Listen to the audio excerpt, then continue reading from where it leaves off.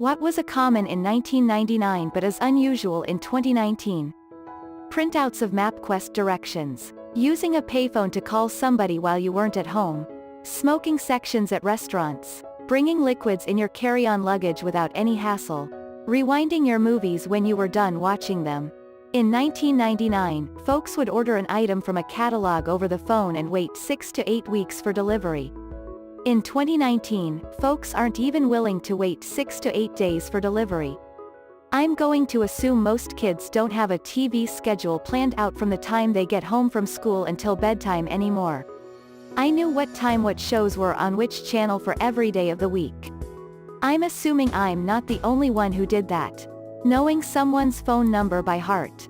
Phone trees. Thanks for not calling me when practice was cancelled, Debbie. AOL free internet discs stuffed into your mailbox. Edit, shit, rip my inbox. Dialing collect and then saying, hey momcalm from school to avoid the charges. Not getting to see movie trailers unless you actually went to a movie and got to see one beforehand. People did that with The Phantom Menace. Now you can just watch a trailer whenever you want. Frosted Tips. Fruit-colored all-in-one computers. Bibuchexis ba beep boop shkeish bee. Also known as dial-up. People who thought the Blair Witch Project was a documentary. Being a Bill Cosby fan. Pre-9/11 air travel. The decline in public smoking in the US over 20 years has been remarkable and welcome. I remember being a kid in the 90s and going to McDonald's locations that had an enclosed smoking room, and Burger Kings with ashtrays. Booking flights through a travel agent. Picking your Christmas list from the Toys R Us catalog. Edit, seems some people are getting confused and assuming these are things that no longer exist. Picking Christmas lists from catalogs still exist, but while common in 1999 they're much less common in 2019. Hence the theme of this thread. A beeper. Returning movies. Everyone was happy to go there to get the fucking thing, but now you've already seen it, and it wasn't that good anyway, and it's out of the way. What a drag that was.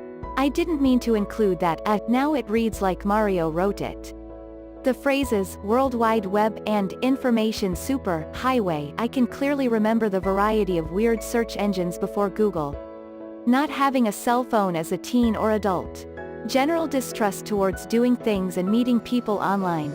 I mean, some people still tell horror stories, but I'd guess a majority of relationships are started online in 2019.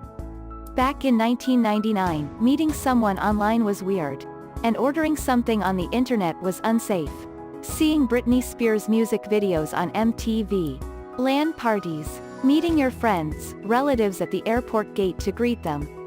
Landline phone. I still have one and I'm about to sell my house. A young woman I work with asked me if the new owners would have to keep having a landline. Green falling lines of code. Partying like it's 1999. For Europeans, knowing the currency exchange rate of your national currency to euro by heart. Kids leaving going out to play and only announcing they're going when they're already halfway out the door, and then the parent yelling, okay, be back for dinner, with zero worries that their kid might be out on their own for hours and hours with no way to contact them at all. Edit also just randomly going out to the neighbor's house as a kid, ringing the doorbell and asking if insert friend name here can come out and play. Cameras with film. The Sega Dreamcast. I still own one and get the same reaction from anyone who comes over. Holy shit. A working Dreamcast, Y2K hysteria. Knowing whose house your neighborhood crew was hanging out at just by all the bikes in the lawn. Not being able to use the internet and the phone simultaneously. Owning a Discman and/or a VCR. Blockbuster. S Club 7, anyone? Bombing of Yugoslavia. People watching the concert instead of filming the thing and taking selfies.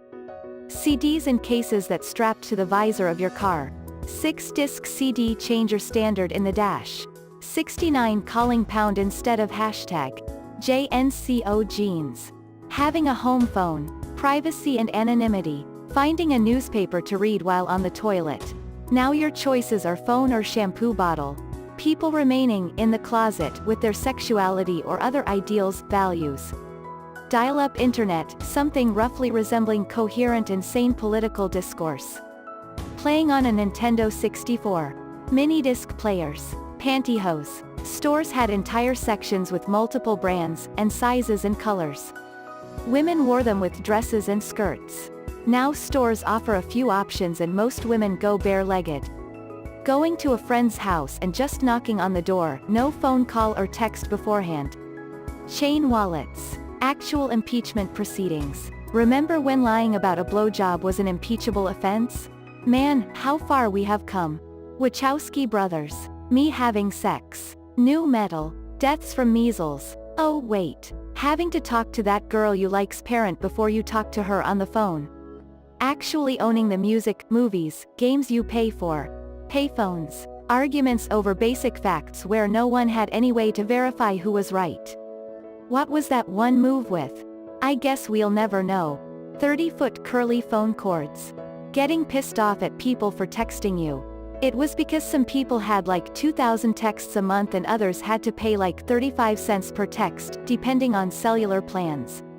I remember my family was poor, but my mom was single and driving truck to support us, so we had cell phones so she could still keep tabs on us.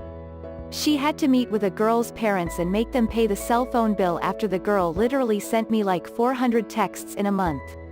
That kinda put a damper on my relationship with the girl, too. I still remember wincing and calling her when she'd chain text me, "Would, I'm bored haha." All could have cost me 35 cents, but instead cost $1.05 hahaha weird stuff to stress over in school. Calendars from 1999. Sending letters rather than emails. Taking out my 3.5 floppy while fixing your computer. Now if I do it, they call it sexual harassment.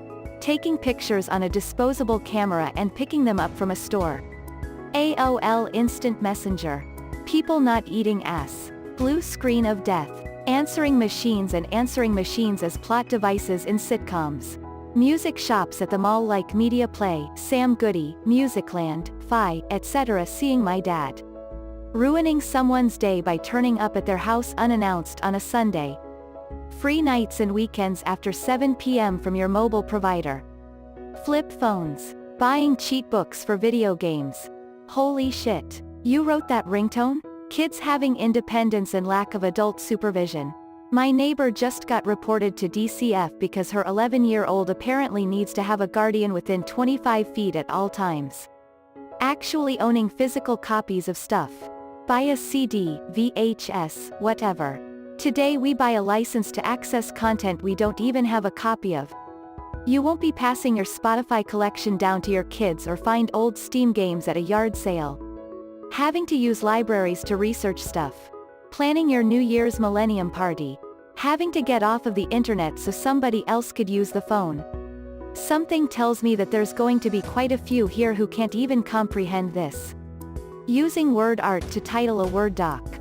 This is gonna hurt. Blockbuster. Going to your nearest Blockbuster to rent a movie or a video game before a good weekend. Spending hours coming up with your AIM screen name, then perfecting your profile and away messages. Having read the ingredients and instructions on every bottle in the bathroom. Every movie had a shot of Manhattan with the Twin Towers at some point in it. I think it was required by law or something. Niece try BuzzFeed. Butterfly hair clips. Real instruments and vocals in a song. Cassette tapes. Children didn't have cell phones. Low-rise jeans. I used to have to call my local movie theater and listen to a recorded voice message of all the movies and playtimes. God forbid you mess up and missed it, you'd have to call again and listen to the entire 10-minute message from the start. Manual, stick shift car. Hope for the future. 85-cent gas. Vaccinated kids. Not having an opinion on Muslims. A halfway decent paycheck. Owning a house at 30. Rhetoric from the left being pro-free speech, and the rhetoric from the right being pro-censorship. Learning anything from Discovery Channel, History Channel, TLC, Animal Planet computer games packed in with cereal. Hell, anything packed in with cereal. Making phone calls on landlines to hang with friends. Scholastic book fairs, is this still a thing? I've no clue. Being careful taking pictures so you didn't waste your film. Neighborhood-wide hide-and-seek games. Airport security not being so paranoid. 1987, I flew from Mobile, Alabama to Norfolk, Virginia. I was in the Navy. My fiancé, now wife of 30 years, was with me at the metal detector. The screener asked me if my carry-on bag had a shoehorn in it. I said no, I don't own one. They zipped it open and pulled out a Stelto switchblade knife. They asked if it was mine. I told them it wasn't, I didn't realize it was in the bag. They asked if my fiancé was flying with me and I told them no, she was staying here. They handed her the knife, and then let her walk to the gate with me. I got on the plane, she took the knife back home with her. Today, I would be arrested for this. Getting the Columbia House stamps and sending in my order. Bizarre summers. Preparing for Y2K. But now we should be preparing for January 19, 2038. When comedians could be comedians without an army of indignant retards calling for their heads over offensive jokes. It's like back then people knew it wasn't real and just entertainment. Now everything gotta be some kind of political or social statement. Shit's ruined comedy.